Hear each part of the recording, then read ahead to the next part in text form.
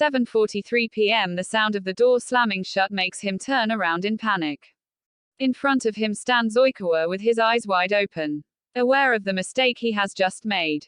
They are now locked on the roof of the building.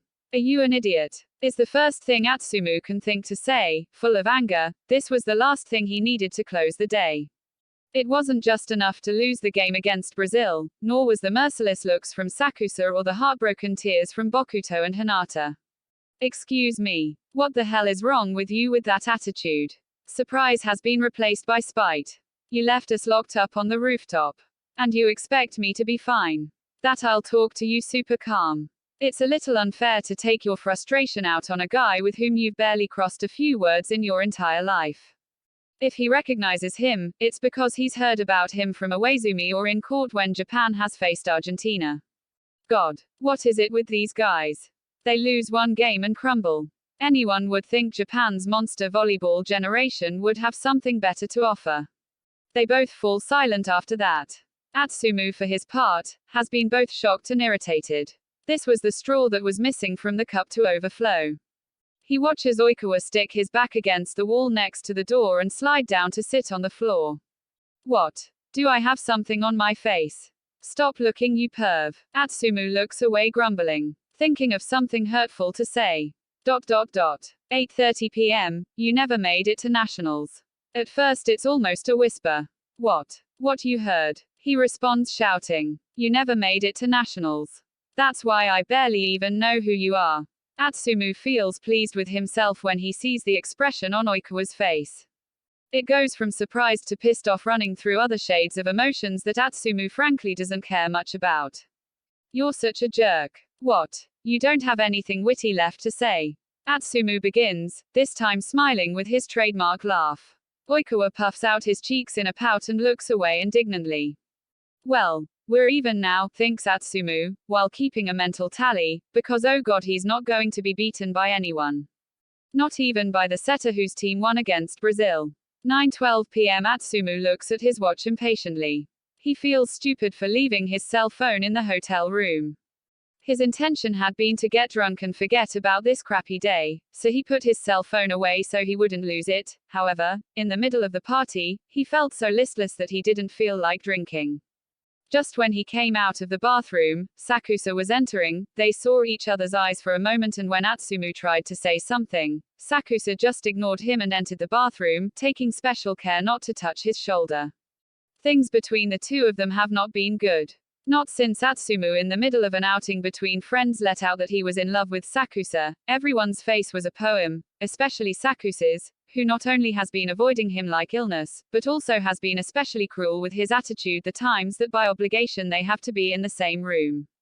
That's why he finally decided to go up to the rooftop of the hotel where they are staying, 12 floors above the event hall where the end of the Olympic Games season is being celebrated, where apparently everyone is having so much fun, or drowning their sorrows so much that they haven't noticed his absence and haven't even tried to look for him. Do you want some? Atsumu looks away from the view of the beautiful city of Tokyo to look at Oikawa as if Oikawa has sprouted a second head. You've had a bottle of whiskey all this time. Why didn't you give me some before? He asks him reproachfully. I hate you, remember? You're a horrible person. Yeah, fair enough. Then why are you offering it to me now?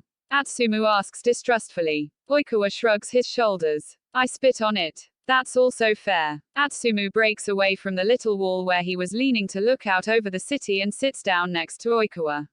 He takes the whiskey and drinks a swig. The warm liquid across his throat is pleasant, considering the night is cold and he's only wearing a shirt. You didn't spit on it, did you? Oikawa's smile is enigmatic. Who knows? 10:30 p.m. The janitor had warned him about the door. He told him that he should put a stone between the door and the frame so that it wouldn't close, otherwise he would be trapped. Atsumu didn't think much about the details when he agreed. He didn't think there would be another idiot like him who would go up to the roof and let the door close by mistake. Losing so many times was overwhelming.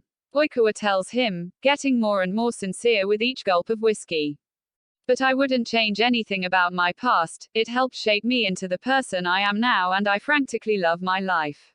Atsumu can understand that. He doesn't regret anything either. He still hopes to win that bet he made with his brother.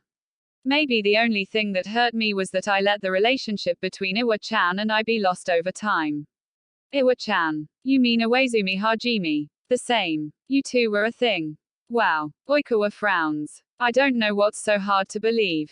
We were a good couple, you know. Atsumu takes a swig from the bottle. It's not that it's hard to believe, it's just that, you know, Iwaizumi-san is dating. Yeah, I know. Oikawa interrupts. You don't have to tell me, that's why I said it's one of the few things I regret. In the end he broke up with me because he said he was tired and I just let things end, for God's sake. I'm pathetic, look at me, I ended up telling this to you of all people in the world. Well, maybe there's no better opportunity than this one, don't you think? Atsumu begins, somewhat more sincere and sentimental from the alcohol as well. We're locked up and alone and the person we love either doesn't care about us or doesn't feel the same anymore. You too? Oikawa asks incredulously. Atsumu nods. Of all the bastards I could fall in love with, I just like the bastard who can't stand me. You should have seen the look on his face when he found out about my feelings. There was so much disgust that I couldn't look him in the face for a while just remembering it. It is a bitter feeling, to love and not be loved, but especially the helplessness of not being able to control what you feel. Knowing that even with all the will in the world, he will always be at the mercy of his emotions. Sometimes disgust is better than disappointment. Oikawa replied while laying his head on Atsumu's shoulder. You think? That sounds really stupid and twisted. Oikawa laughs. It's a nice smile. Yeah, I think so. At least you arouse a strong emotion in him. But believe me, when someone looks at you disappointed, when someone looks at you as if they've had enough of you, it destroys the soul. They are silent again. Atsumu weighing his words as he lays his head on Oikawa's and the scent of his hair imbues him with a bit of reassurance. 11:20 p.m. The sound of the door opening wakes him up. A person appears in front of him. Atsumu. Then the fogginess in his brain leaves and his eyes focus on Sakusa Kiyomi himself, who for the first time looks at him with an expression that Atsumu can't read, but if he had to guess, he'd say it's concern. Of course, the moment does not last long when behind Sakusa appears Iwaizumi Hajime. Then both Iwaizumi and Sakusa look at them pissed off. What the heck are you doing here, Atsumu? Sakusa asks. Why do you care about Omi-kun? Were you worried? He replies sarcastically. That takes Sakusa off guard. Don't be stupid and let's go, they're waiting for us inside. Atsumu refuses. You can't just avoid me and then order me around. After that he feels cold on the shoulder where Oikawa had been lying before. Iwaizumi has taken him in his arms while Oikawa sleeps. I would hate to have to leave you two alone, but I have to put this fool to bed, please don't do something stupid or I'll kill you myself. And with that cleared up, he left. Now it's just him and Sakusa. This doesn't have to be so dramatic, Atsumu. Atsumu is about to reply when he notices for the first time that Sakusa is carrying a bag in one of his hands. Apparently it's some hamburgers, coincidentally from the same brand that Atsumu loves. Sakusa notices it too. I figured you'd be hungry, so let's just go, shall we? Atsumu stands up and puts his hands in his pants pockets. In one of them is a slip of paper whose contents he will read when he is more sober and when the person who left it there is sober too. Perhaps unintentionally, now he has found someone who understands him. Sakusa places his free hand on his back and gently guides him along the path. It is rare for Sakusa to touch someone so deliberately without first making sure that everything is disinfected. When Oikawa wakes up, he's in bed in his hotel room and it's almost dawn. He turns to the side and finds Iwaizumi, wide awake staring at him. Have you been watching me sleep? Iwaizumi nods. Oikawa remembers all those nights where they both slept together and a sharp pain forms in his chest. Do you think your partner would agree with this, you watching me sleep? But despite that, he can't allow himself to fall back on those feelings again. You just have to open your mouth and ruin everything, right? Iwaizumi retorts, but to Oikawa's surprise, he's not pissed off, he's laughing. Did I miss something or? Iwaizumi closes his eyes and takes one of Oikawa's hands into his. You don't always have to know everything, Shitikawa.